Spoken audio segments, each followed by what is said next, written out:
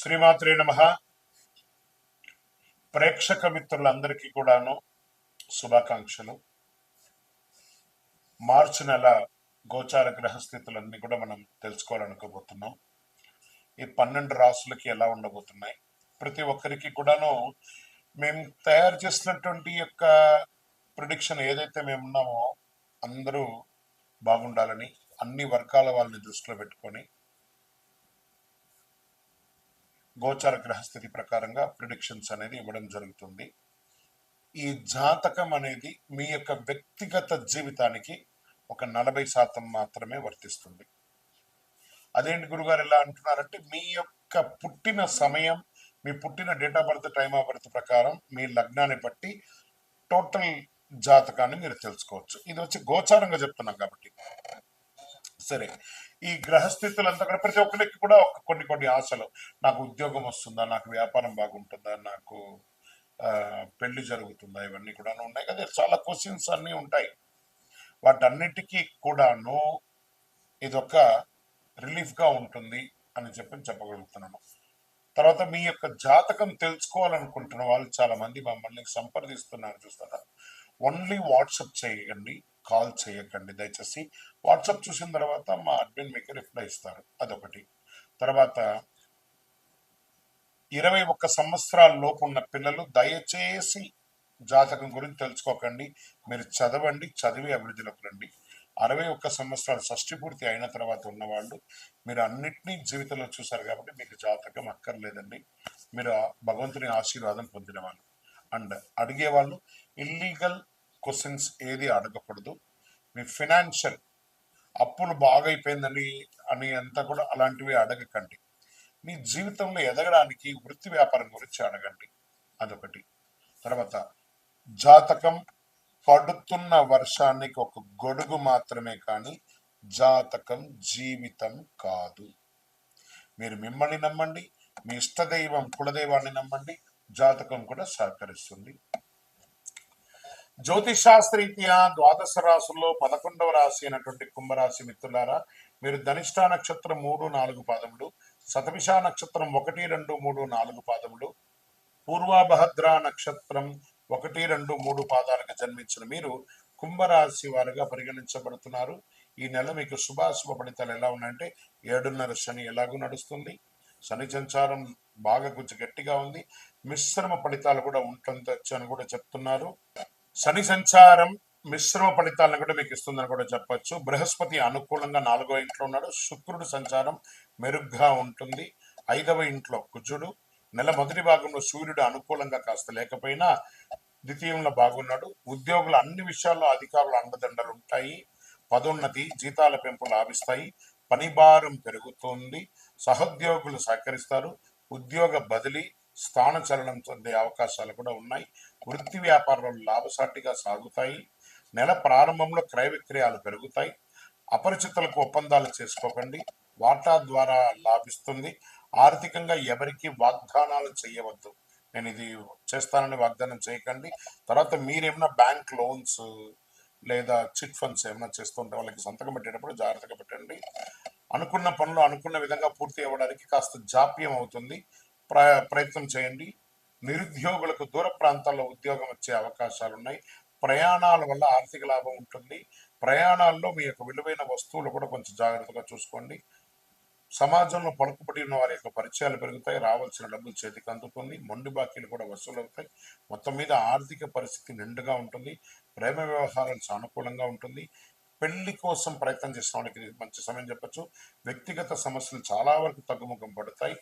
బంధుమిత్రుల నుండి సమస్యలు రావచ్చు కాబట్టి వీలైనంత వరకు తక్కువ మాట్లాడండి. భార్యాభర్తల మధ్య చిన్న చిన్న అభిప్రాయ భేదాలు ఉండొచ్చు, అవకాశం ఉంది కాబట్టి ఒకరికొకరు సర్దుకోవడం మంచిది. కుటుంబంలో సభ్యులతో, అన్నదమ్ములతో, అక్క చెల్లెలతో, బంధుమిత్రులతో మాట్లాడేటప్పుడు తరచూ చిన్న చిన్న సమస్యలు వస్తూ ఉంటాయి. జాగ్రత్తగా ఆలోచించి మాట్లాడండి. ఆరోగ్యం నిలకడగా సాగుతుంది. అప్పుడప్పుడు తలనొప్పి, కంటి చిగాకు లేదా కొన్నిసార్లు జ్వరం వంటివి ఉంటాయి. జాగ్రత్త పడండి. విద్యార్థులకు విజయం సాధిస్తారు. రాజకీయ నాయకులకి మిశ్రమంగా ఉంటుందని కూడా చెప్పచ్చు.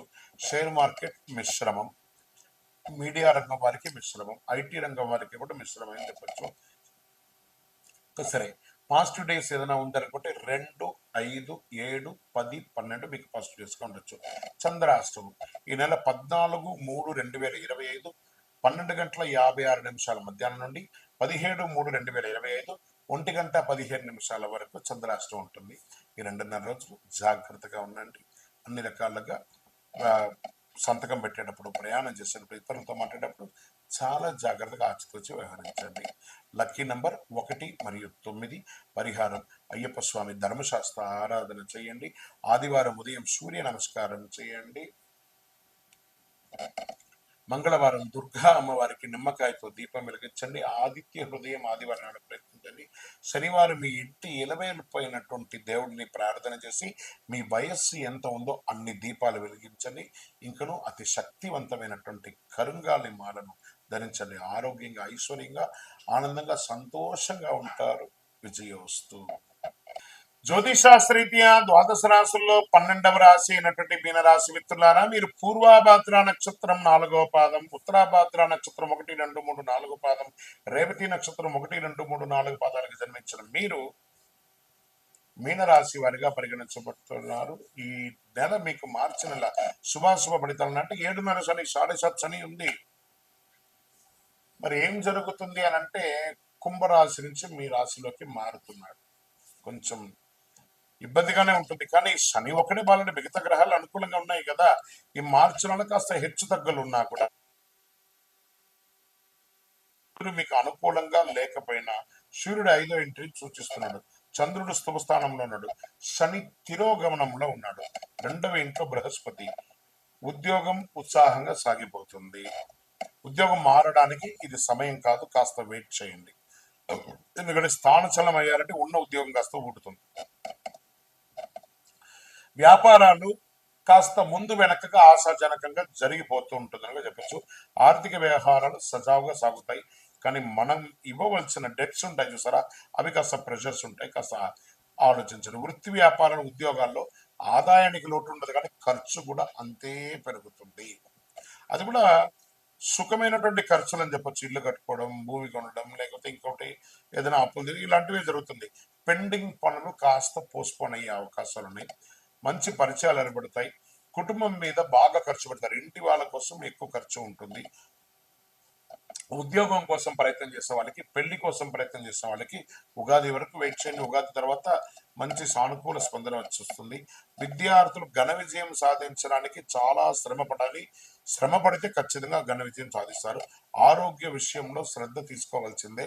మీరు గట్టిగా చూసుకోకపోతే శస్త్రచికిత్స కూడా అయ్యే అవకాశాలు చాలా మెండుగా ఉన్నాయి. రాజకీయ నాయకులకి కాస్త మిశ్రమమైనటువంటి కాలం.